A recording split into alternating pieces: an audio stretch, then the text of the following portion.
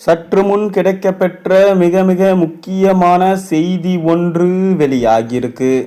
சேகர் பாபுவின் பண்ணை வீட்டில் தங்க நகைகள் போலீஸ் குவிப்பு.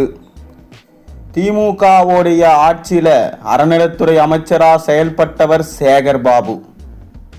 அப்போது அவர் பல்வேறு முறைகேடுகளையும் ஊழல்களையும் திமுக ஆட்சியில் செய்துள்ளார் என்பதை தற்போது விஜய் அவர்களின் தாவேக ஆட்சியில் இந்து சமய அறநிலைத்துறை அமைச்சர் பொறுப்பில் இருக்கக்கூடிய ரமேஷ் அவர்கள் சட்டசபையில் சொல்லியிருக்கிறார். மேலும் கோவில்களில் உள்ள நகைகள் அதை அனைத்தையும் உருக்கி ஒட்டுமொத்தமாக முறைகேடு செய்ததாக கடந்த சட்டசபை கூட்டத்தொடரிலே முதல்வர் விஜய் அவர்கள் பேசியிருப்பதும் அனைவருக்கும் தெரிஞ்சதே. மேலும் திமுகவில் உள்ள ஒவ்வொரு துறையிலும் ஊழல் இருக்கிறது. கிட்டத்தட்ட 36 துறைகள் இருக்கிறது. அதில் ஒவ்வொரு துறைகளிலும் கிட்டத்தட்ட பல்லாயிரம் கோடி ஊழல்கள் நடந்துள்ளது. மேலும் இந்து சமய அறநிலைத்துறை அதில் சேகர் பாபு அவர்கள் பக்தர்கள் காணிக்கை நகைகள் பணங்கள் போன்றவற்றில் பல குளறுபடிகள் திமுக ஆட்சியில் நடைபெற்றுள்ளதாக அதிகாரப்பூர்வமான தகவல்கள் வெளியாகியிருக்கு. மேலும் சேகர் பாபு அவர்கள் திமுகவில் நேரடியாக வந்தவர் கிடையாது. அதிமுகவிலிருந்து திமுகவுக்கு வந்தவர். அமைச்சராக தற்போது திமுகவில் இருந்து கொண்டு மு.க. ஸ்டாலின் அவர்களது கோபாலபுர குடும்பத்தின் உறுப்பினர்களின் நெருக்கமாக மாறி மு.க. ஸ்டாலின் அவர்களது மருமகன் சபரீசன் அவர்களுடன் தீவிரமாக நட்பை ஏற்படுத்தி கொண்டு கணக்கில் வராத பல கோடிகளையும் அதில் ரியல் எஸ்டேட்டில் போட்டு கோவில் நிலங்களை தரிசு நிலங்களை பட்டா இல்லாத நிலங்களை புறம்போக்கு இடங்களை பட்டா போட்டு அதில் மூலம் பல கோடிகளை சேகர் பாபு அவர்கள் சேகரித்துள்ளார். மேலும் கோவிலில் உள்ள நகைகள் பணங்கள் இவற்றை உடனடியாக விற்பது கடினம் என்பதால் அவற்றை உருக்கி பண்ணை வீட்டில் ரகசியமாக சேகரித்து பதுக்கி வைத்துள்ளதாகவும் உடனடியாக லஞ்ச ஒழிப்புத்துறை அதிகாரிகளோ அல்லது அமலாக்கத்துறை அதிகாரிகளோ சோதனைகளை நடத்த வேண்டும் என்று இந்து சமய அறநிலைத்துறை அமைச்சகத்திற்கு பல புகார்கள் தற்போது தாவேக ஆட்சி அமைத்த பிறகு வந்திருக்கு. கிட்டத்தட்ட 200க்கும் அதிகமான புகார்கள் வந்திருக்கு.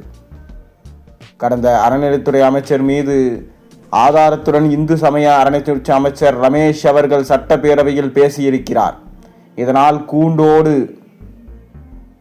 அனைவரும் கைது செய்யப்படுவர். குறிப்பாக சொல்ல வேண்டுமென்றால் சேகர் பாபு மட்டும் கிடையாது, திமுகவில் இருக்கக்கூடிய 36 கேபினட் மாஜி அமைச்சர்களும் இதில் தொடர்பில் இருக்கிறார்கள்.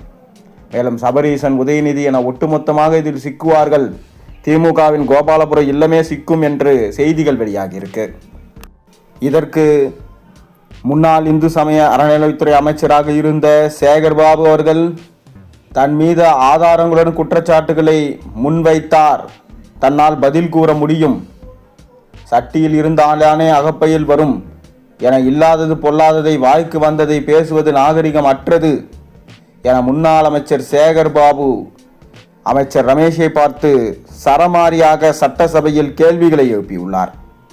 தமிழக சட்டசபை கூட்டத்தொடர் நடைபெற்று வரும் நிலையில் செய்தியாளர்களிடம் பேசிய தமிழக இந்து சமய அறநிலைத்துறை அமைச்சர் ரமேஷ், திமுக ஆட்சியில் இந்து சமய அறநிலைத்துறையில் நடந்த ஊழல்கள் முழுமையாக தெரிந்த பின் முன்னாள் அமைச்சர் சேகர் பாபு பதில் சொல்ல தயாராக இருக்க வேண்டும் என சொன்னார். மேலும் தனக்கு அனுபவம் குறைவுதான், கோவில் பணத்தை கொள்ளையடிப்பதில் முறைகேடு செய்வதில் நிர்வாக சீர்கேடு செய்வதில் எனக்கு அனுபவம் குறைவு, அவற்றை கற்றுக்கொள்ள நான் தயாராக இல்லை. திமுக ஆட்சியில் ஒரு பணியை எடுத்து செய்வதற்குள் ஏன் எடுத்தோம் என நினைக்கும் அளவுக்கு பிரச்சனைகள் இருந்தது என கடுமையாக விமர்சித்திருந்தார். இந்த நிலையில் அமைச்சர் ரமேஷின் குற்றச்சாட்டுகளுக்கு பதிலடி கொடுத்திருக்கார் முன்னாள் இந்து சமய அறநிலைத்துறை அமைச்சர் சேகர் பாபு. இது தொடர்பாக செய்தியாளர்களிடம் பேசிய அவர், திமுக ஆட்சிக்கு பிறகு 2021ஆம் ஆண்டு தாக்கல் செய்யப்பட்ட இந்து சமய அறநிலைத்துறை மானிய கோரிக்கை போது 10 கலை கல்லூரிகள் அந்த ஆண்டு டிசம்பர் மாதம் தொடங்கப்படும் என கூறி 4 கல்லூரிகளுக்கான பணிகள் தொடங்கப்பட்டது. அந்த 4 கலை கல்லூரிகளில் 2 கல்லூரிகளுக்கு தடை ஆணை கேட்டு உயர்நீதிமன்றம் சென்றனங்க. நீதிமன்றத்தில் முறையாக அரசு வழக்கறிஞர் வாதங்களை முன்வைத்து 4 கல்லூரிகளுக்கு தடை இல்லை எனவும் நீதிமன்றம் உத்தரவு பெற்று கல்லூரி பணிகளை மேற்கொள்ளலாம் என கூறினாங்க. அந்த உத்தரவை எதிர்த்து உச்சநீதிமன்றம் சென்றனர். அப்போதும் அந்த உத்தரவு மீது எந்த தடையும் இல்லை என கூறிட்டாங்க. கல்லூரிகள் கட்டப்படுவது அறநிலைத்துறையின் சட்டத்தின்படி ஏற்புடையது என்று மனு தள்ளுபடி செய்யப்பட்டது. கல்லூரிகள் கட்டப்படலாம் என்று நேற்று உயர்நீதிமன்றம் தீர்ப்பு வந்திருக்கு. அதை மகிழ்ச்சியுடன் தெரிவித்துக் கொள்கிறேன். 4 கல்லூரிகளில் 2 கல்லூரிகள் கட்டப்பட்டு விட்டது. அந்த 2 கல்லூரிகளிலும் செயல்பட்டு வருது. ஆனால் வாடகை இடத்துல தான் அந்த கல்லூரிகள் செயல்பட்டு வருது. அதனை சொந்த இடத்தில் கட்ட அரசு முன்வர வேண்டும். 5 ஆண்டுகளில் நாங்கள் செய்த பணிகள் 50 ஆண்டுகளுக்கு செய்து இருக்க வேண்டிய பணிகள். என் மீது தக்க ஆதாரங்களுடன் தற்போது உள்ள இந்து சமய அறநிலைத்துறை அமைச்சர் சட்டப்பூர்வமாக புகார் கூறினால் நான் தான் அதற்கு பதில் கூற முடியும். சட்டியில் இருந்தால்தானே அகப்பையில் வரும் என இல்லாதது பொல்லாததை வாய்க்கு வந்ததை பேசுவது நாகரிகம் அற்றது. நாங்கள் 2021 இந்து சமய அறநிலைத்துறை மானிய கோரிக்கை போது அறிவித்த 10 கலை கல்லூரிகளில் 4 கல்லூரிகள் கட்டப்பட்டது. மீதமுள்ள 6 கலை கல்லூரிகள் தாவேக அரசு கட்ட வேண்டும் என தெரிவித்தார். தொடர்ந்து சேகர்பாபு செய்த செயல்கள் அனைத்தையும் வெட்ட வெளிச்சத்திற்கு கொண்டு வருவேன் என ரமேஷ் கூறியுள்ளார். மு.க.ஸ்டாலின் அவர்கள் விசுவாசியாக சேகர்பாபு இருந்தார். இந்த பணங்களில் எல்லாம் குறிப்பிட்ட சதவீதம் கோபாலபுர இல்லத்திற்கு சென்றதாம். அதிலும் மு.க.ஸ்டாலின் அவர்களை விட அவரது மகனுக்கு தான் அதிக அளவு சென்றதாம். இதனால் தான் மாஜி அமைச்சர் அவையில் முக்கிய இடத்தில் சேகர்பாபு இருக்கிறாராம். ஆனால் தற்போது ஒரு நாள் இல்லை ஒரு நாள் இவர்களது ஒட்டுமொத்தமான தவறுகளும் வெளியே வரும்.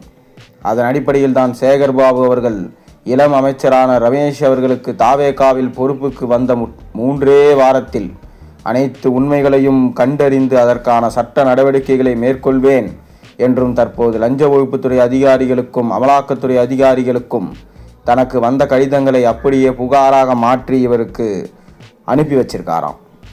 மேலும் சேகர்பாபு அவர்கள் மாதம் செல்லக்கூடிய அந்த ரகசிய பங்களாவுக்கு தற்போது முழுமையான தகவல்கள் சேகரித்து அனுப்பியிருக்காங்க.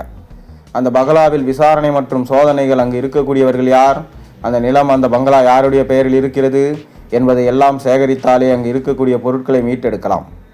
அதன் மூலமாக அந்த பணத்தை ஏழை எளிய மாற்றுத்திறனாளிகள் மற்றும் கோவிலுக்கு வரும் பக்தர்கள் அவர்களுக்கு நன்கொடையாகவும் அவர்கள் தங்கும் வசதிகளையும் ஏற்படுத்தி கொடுக்கலாம்.